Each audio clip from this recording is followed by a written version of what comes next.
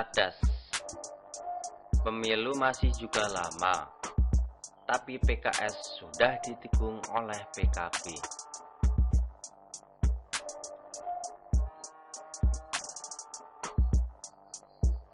Tikung-menikung dalam dunia politik itu adalah hal yang biasa terjadi.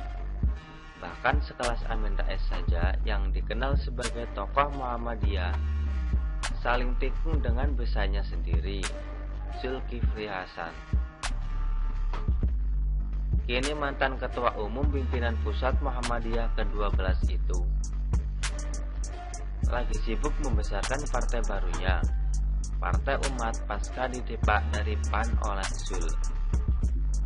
Di samping itu, politisi yang dikenal sebagai tukang tikung berikutnya adalah Muhaimin Iskandar, atau yang kerap disapa Caimin.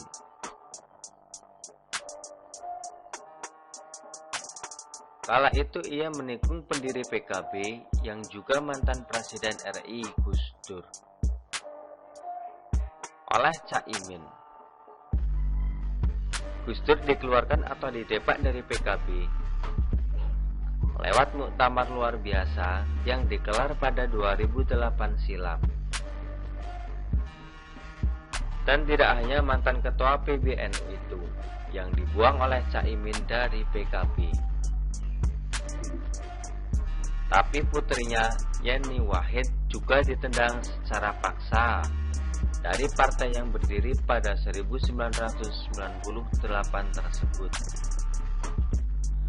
Dampaknya pun masih terasa sampai saat ini, di mana beberapa waktu yang lalu Yeni melayangkan kritis keras kepada Caimin dengan mengatakan kalau elektabilitas rendah nggak usah ngotot nyapres. Nah, lantaran elektabilitasnya memang rendah banget, yakni hanya 0,5%. Sementara ia ngebet pingin jadi capres. Hal inilah yang kemudian membuat mantan Menteri Tenaga Kerja era SBY itu tersinggung oleh ucapan Yeni. Hingga ia menyerang balik pemilik nama asli Zunuba Arifah Kasong itu. Yeni itu bukan PKB. Bikin partai sendiri saja gagal lolos. Beberapa kali pemilu nyerang PKB enggak ngaruh. PKB malah naik terus suaranya, ujar Caimin melalui akun Twitternya. Jadi ngapain ikut-ikut ngatur PKB? Hidupin aja partaimu yang gagal itu. PKB sudah aman dan nyaman kok. Lanjutnya lagi dengan nada sedikit mengejek. Tidak pelak, Yeni pun tidak tinggal diam saja pasca dihina oleh Caimin. Ia mengatakan bahwa Caimin gak perlu baper. Dan memang benar, dia bukan kader PKB Caimin, melainkan kader PKB Gus Dur. Di samping itu, menurutnya Caimin belum tentu loh bisa bikin partai sendiri, yang biasanya cuma merebut partai orang. Memang salah satu kelebihan Yeni yang tidak dimiliki oleh Caimin adalah ia punya pengalaman mendirikan partai, yakni Partai Kedaulatan Bangsa. Sementara Caimin menjadi ketua PKB ketika partai itu sudah jadi alias tidak memulai dari nol. Nah, teranyar, yang ditikung Caimin adalah PKS. Sebagaimana kita ketahui bahwa kedua partai ini awalnya sepakat membentuk koalisi. Namanya Koalisi Semut Merah. Kenapa dinamakan Semut Merah? Menurut Wakil Ketua Umum PKB, Jazilul Fawait, itu adalah simbol rakyat dari desa dan kota.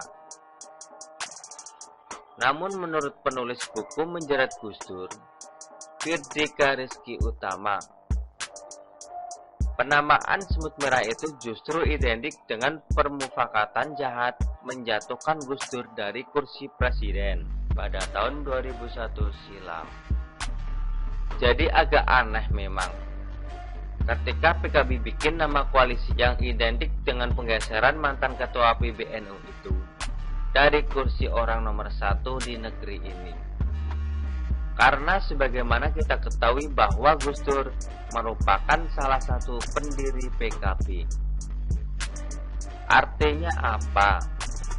Ia punya jasa yang besar terhadap partai yang dipimpin oleh Caimin itu.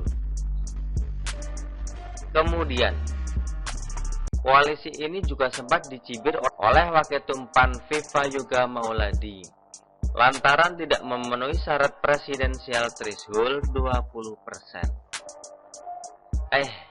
Baru juga seumuran tauge belum seumuran jagung. Koalisi ini sudah ditinggalkan oleh Caimin begitu saja. Lantaran ia mendapat partner baru yang lebih menjanjikan dari PKS, yakni Gerindra. Secara kepartaian, memang Gerindra lebih segalanya dibanding PKS. Pertama, perolehan suara partai berlambang burung Garuda itu pada pemilu 2019 jauh lebih besar dari PKS. Gerindra berada di peringkat kedua partai dengan perolehan suara terbanyak. Sementara PKS hanya berada di peringkat ke-6 atau berada di bawah Nasdem dan PKB. Kedua, Gerindra punya sosok capres atau cawapres potensial yang bisa diusung seperti Prabowo dan Sandiaga Uno. Sedangkan PKS cuma punya Mardhani Alisera doang. Dan ketiga, basis massa Gerindra lebih luas lantaran partai ini partai nasionalis, tidak terbatas pada kelompok terbiasa saja seperti PKS. Untuk mewujudkan keseriusan membangun koalisi itu, baik PKB maupun Gerindra telah sepakat memberi nama koalisi mereka, yakni Koalisi Silaturahmi Indonesia Raya. Gak pakai nama hewan lagi, semut merah. Ketika perolehan suara kedua partai ini digabung, sudah memenuhi syarat presidensial threshold 20%.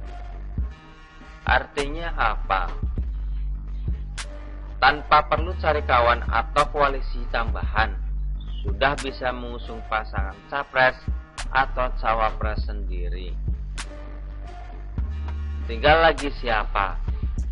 Prabowo atau Caimin yang akan jadi capresnya. Sekarang penulis hanya bisa mengatakan, kasihan PKS. Sudah ditolak mentah-mentah untuk berkoalisi oleh PDIP, ditikung pula oleh Caimin. Mau berkoalisi dengan Partai Demokrat, kurang syarat presidensial threshold 20%. Itulah resiko kalau suka mendulang suara dan nyerang lawan politik pakai isu sara. Akhirnya kena karma sendiri, gak punya teman.